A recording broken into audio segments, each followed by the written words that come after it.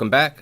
This series I'm starting will be quantizing, using that to create a beat in Pro Tools.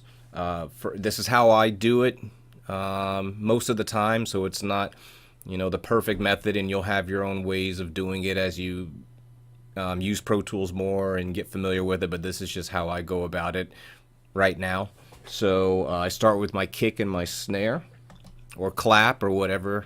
But for this example, I just did a basic snare, and you can see I did my kick track, and this is my snare track, and this is just me drumming it with my fingers, so it hasn't been tightened up and synced up at all. So this is what it sounds like now.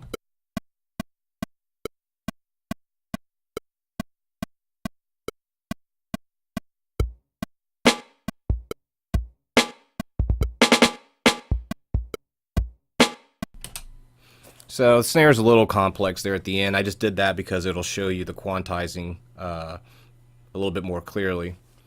So what I've done here is duplicated the pattern here so you can have an A-B comparison.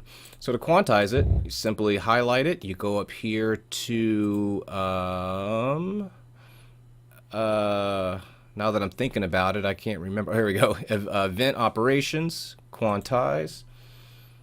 It gives you these parameters here. This is the grid it follows. I usually don't want to, when it's anything where there's little, multiple hits next to each other and things like that, you don't want to go eighth or quarter because it'll spread them out and it won't sound, it'll just put them in a different spot on the grid. That's not exactly what you intended. So I start with the 16th. Which should be fine for this. And if you look closely, as you see, it's highlighted. If you look closely, when I hit apply, you'll see the adjustments that happen. Okay. If you zoom in on it, you can see a little bit of how it's kind of hard to tell, but it put it on the marks. If you look at certain spots, you see it's landing on the line. Those is where it's supposed to be.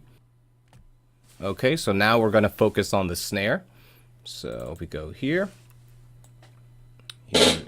I'll do the same process, going up here to quantize. Gonna do the same grid, 1/16 or a 16th note. Gonna go ahead and apply. You'll see the small adjustments happen there. And now I'll play from the beginning, and you can hear the comparison. Here's the original without quantization.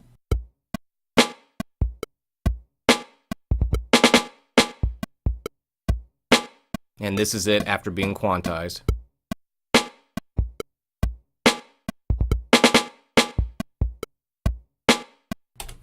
So you should be able to hear it's synced up a little bit more to the metronome that's clicking there. And as I go through and do the other parts, you'll hear it probably a little bit more, especially when I do the hi-hat and things like that. So that'll be the next video. Leave comments. Be sure to subscribe. Share this. Let me know if you have any other questions, and I'll try to address them as fast as I can. All right. Thanks, guys.